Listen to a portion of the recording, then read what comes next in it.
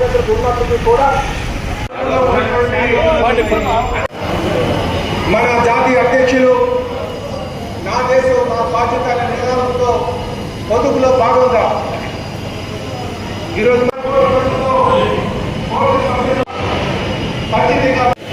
మేము పూర్తిగా తీసుకోదలుచుకుంటున్నాం.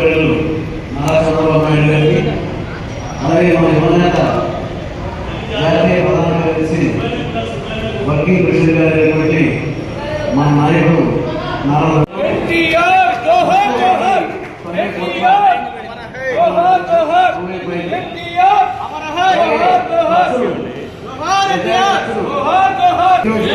ఆఫీస్ బస్సులు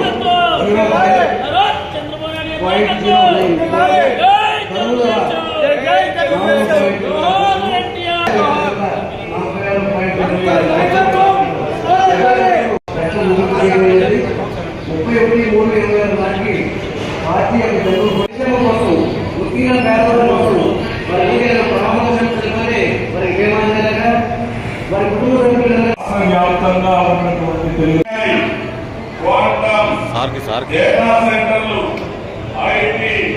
ఒక్క నిమిషం ఉంటుంది.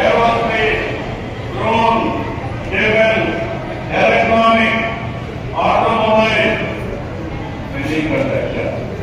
ఏ టెక్నాలజీ ఉన్నా అన్ని కార్యక్రమాలు రద్దు చేశారు. రైతులను నిర్వీర్యం చేశారు. కడాన మైక్రో ఇరిగేషన్ కి సబ్సిడీని 90% వరకు ముందుకెళ్లే పరిస్థితి వచ్చాం.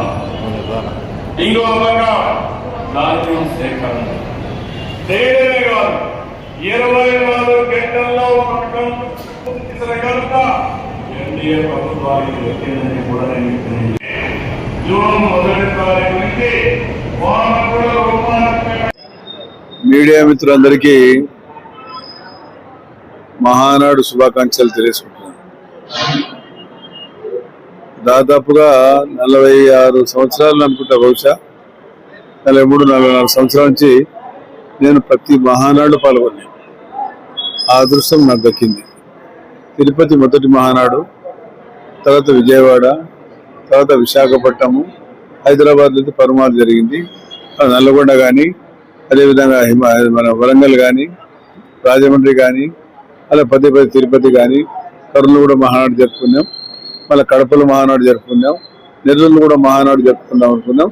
కొన్ని అనివార్య కారణాల వల్ల మేము మహానాడు ఫిజికల్గా అక్కడ జరుపుకోలేకపోయాం. కాబట్టి వర్చువల్గా మా కార్యకర్తలను చైతన్యవంతం చేయాలి. మైక్రోలు అంటే చాలా గ్రామాల నుంచి కూడా వాళ్ళకి చైతన్యవంతం చేయాలని చెప్పి లోకేష్ బాబు గారు ఏం చేశారు, క్లస్టర్ మీటింగ్ సమావేశం చేసి 10 యూనిట్గా తయారు చేసి యూనిట్ అందరూ కూడా ఉంటే గ్రామీణ ప్రాంతాల నుంచి కూడా వాళ్ళకి అందుబాటులో ఉంటుందనేది మళ్ళీ కూడా చైతన్యం రావాలని కొన్ని నూతన వరవడిని తీసుకురావడం జరగడం చాలా సంతోషదాయకం అని చెప్పి తెలియజేస్తాము.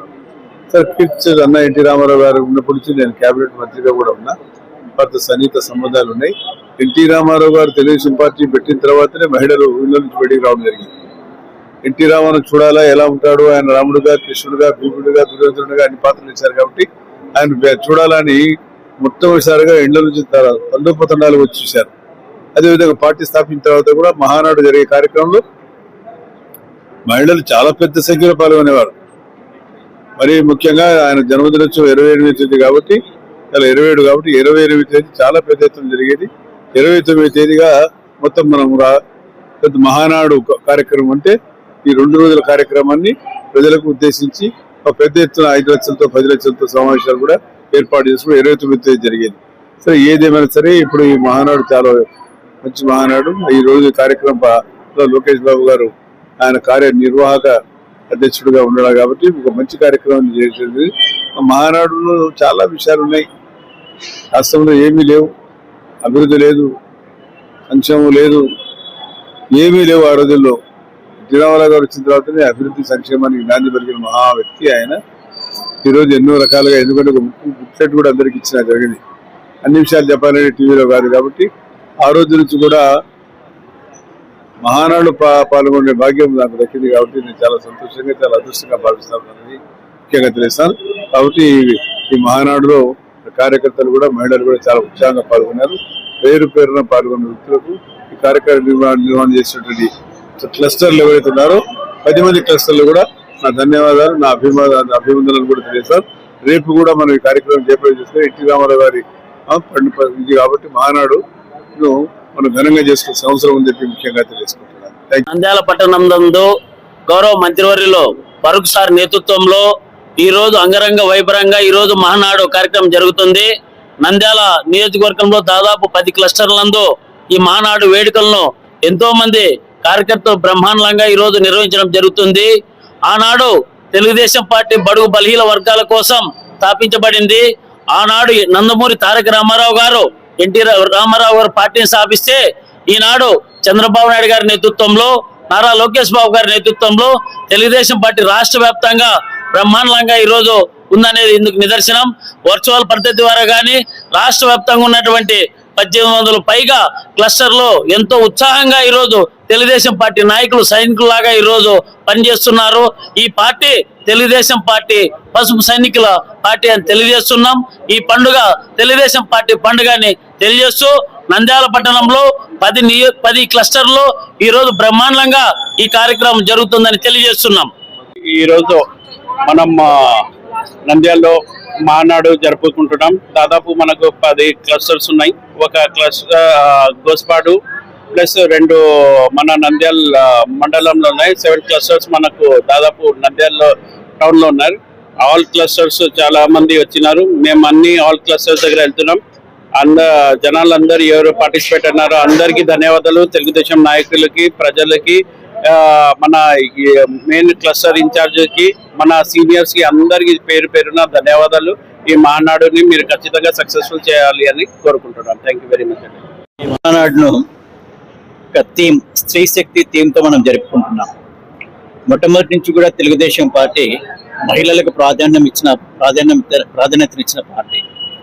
మహిళా యూనివర్సిటీ కానివ్వండి, లేదా మహిళలకు రిజర్వేషన్స్ కానివ్వండి, మహిళల భద్రత కొరకు తీసుకునే చర్యలు కానివ్వండి, మహిళలను పారిశ్రామికవేత్తలుగా డెవలప్ చేయడం కానివ్వండి, మహిళలకు స్థానిక సంస్థల్లో రిజర్వేషన్స్ ఏర్పాటు చేయడం కానివ్వండి, దాన్ని డెవలప్ చేయడం కానివ్వండి, అలాగే పార్లమెంట్లో కూడా రిజర్వేషన్స్ బిల్ వచ్చినప్పుడంతా కూడా సపోర్ట్ చేసిన విధానంలో కానివ్వండి, మనం మొట్టమొదటి నుంచి కూడా మహిళలకు ప్రాధాన్యతనిచ్చే పార్టీ తెలుగుదేశం పార్టీ.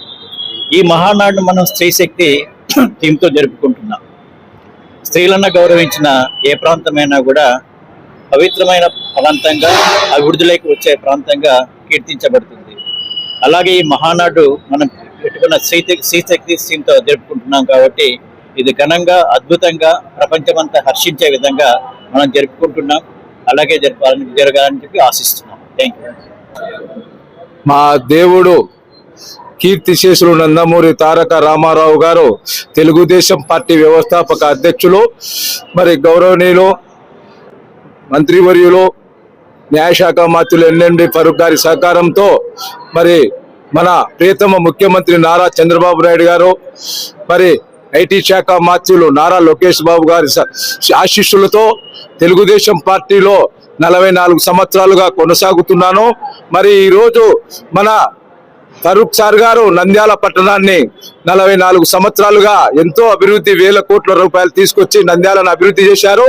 అలాగే మన ప్రియతమ ముఖ్యమంత్రి నారా చంద్రబాబు నాయుడు గారు మరి రాయలసీమ కోసం పట్టిసీమను తయారు చేసి, మరి రాయలసీమ సస్యశ్యామలం కావాలని చెప్పి కృష్ణా వాటర్ను శ్రీశైలం నుంచి రైతుల కోసం రాయలసీమకి ఇస్తున్న నాయకుడు, నదుల అనుసంధానం దేశ చరిత్రలోనే మొట్టమొదటి నాయకుడు నారా చంద్రబాబు నాయుడు గారు. నారా లోకేష్ బాబు గారు మరి పార్టీని కాపాడడం కోసం మరి ఈ యువగల యాత్ర చేపట్టి పార్టీని రక్షించాడు. మరి నారా చంద్రబాబు నాయుడు గారు ఆ రోజు అన్న ఎన్టీఆర్ ను గవర్నర్ రామ్లాల్ బర్తరఫ్ చేస్తే పార్టీని కాపాడారు. లక్ష్మీ పార్వతి చేతిలో నుంచి పార్టీ పక్క పోకుండా ముఖ్యమంత్రి చంద్రబాబు నాయుడు గారు పార్టీని కాపాడినారు. ఎన్నో ఒడిదుడుకులు పార్టీలో. మరి పార్టీకి చెప్పిన ప్రకారం పేద ప్రజల కోసం సంక్షేమ కార్యక్రమాలు ఆనాడు అన్న ఎన్టీఆర్ చీరతోతి ఇచ్చాడు. మరి ఈనాడు చంద్రబాబు నాయుడు కూడా సూపర్ 6 పథకాలన్నీ కూడా గ్యాస్ సిలిండర్లు కానీ, పింఛన్లు కానీ, మరి ఏమి మాట చెప్పి 3 ఏళ్లలో వైఎస్ఆర్ ప్రభుత్వం రాక్షస పాలనను మరి రాష్ట్ర ప్రజలకు చూపించింది. ఈనాడు ప్రజలు స్వచ్ఛందంగా బ్రహ్మాండంగా హాయిగా సుఖ సంతోషాలతో ఉన్నారు. మరి తెలుగుదేశం పార్టీ జై, చంద్రబాబు నాయకత్వం జై, లోకేష్ బాబు గారి నాయకత్వం జై, ఫరూక్ నాయకత్వం జై, జోహార్ జోహార్ ఎన్టీఆర్. కీర్తిశేషులు నందమూరి తారక రామారావు గారు స్థాపించినటువంటి తెలుగుదేశం మహానాడు 44 సంవత్సరాల సుదీర్ఘ కాలంలో తెలుగుదేశం పార్టీ పరిపాలన జరుగుతుందనేది కూడా మనకందరికీ తెలుసు. ఈ కార్యక్రమంలో 1982 సంవత్సరంలో తెలుగుదేశం పార్టీ ఏర్పడిన తర్వాత నంద్యాల నియోజకవర్గంలో గౌరవనీయులు ఆనాటి మున్సిపల్ వైస్ చైర్మన్ గా ఉన్నటువంటి ఎన్ఎండి ఫరూక్ గారు, అదేవిధంగా నేను, తర్వాత దాదుభాయ్, శ్రీరాములు, తర్వాత సూరిబాబు, చనిపోయిన వాళ్ళు మన వెంకటనారాయణ చదువునటువంటి మహామహులైనటువంటి తెలుగుదేశం అభిమానులందరూ కలిసి ఆ రోజు తెలుగుదేశం పార్టీకి మద్దతు తెలపడం కూడా జరిగింది. 1983 సంవత్సరంలో తెలుగుదేశం అభ్యర్థిగా నిలబడినటువంటి శ్రీ సంజీవ్ రెడ్డి గారిని మన అప్పుడు మున్సిపల్ వైస్ చైర్మన్ గా ఉన్నటువంటి శ్రీ ఫరూక్ గారు అత్యధికంగా మెజార్టీతో ప్రజలందరినీ ఏకమై నంద్యాల నియోజకవర్గంలో దాదాపుగా 26,000 మెజార్టీతో గెలిపించడం కూడా జరిగింది. ఆ రోజే మన నంద్యాల నియోజకవర్గం అనేటువంటి ముద్దుబిడ్డ శ్రీ ఎన్ఎండి ఫరూక్ గారు నందమూరి తారక రామారావు గారి దృష్టిలో పడడం కూడా జరిగింది. ఎందుకంటే తెలుగుదేశం పార్టీకి కృషి చేస్తూ తెలుగుదేశం పార్టీ అభివృద్ధికి కృషి చేస్తున్నటువంటి శ్రీ ఫరూక్ గారిని గుర్తించి 1985 సంవత్సరంలో మన వెంటనే ఫరూక్ గారికి టికెట్ ఇవ్వడం కూడా జరిగింది. ఆ విధంగా తర్వాత ఆయన ఎన్నికల్లో గెలిచి తర్వాత తప్పకుండా ఆయన మంత్రివర్గంలో స్థానం కల్పించుకున్నటువంటి కార్యక్రమం కూడా జరిగింది. ఈ రోజు తెలుగుదేశం పార్టీ ఈ రోజు మనుగడ సాగిస్తుందంటే మన చంద్రబాబు నాయుడు గారు ముఖ్యమంత్రి అయిన తర్వాత ఎన్టీ రామారావు గారి యొక్క కార్యక్రమాలు ముందుకు తీసుకుపోతూ ఈ కార్యక్రమం దిగ్విజయంగా చేసినటువంటి ఇక్కడ ఉన్నటువంటి క్లస్టర్ శ్రీ మన మల్లికార్జున గారు వారి యొక్క బృందాన్ని అందరూ కూడా ఈ కార్యక్రమాన్ని దిగ్విజయంగా చేసిన వారికి మేము ధన్యవాదాలు తెలుపుతున్నాం.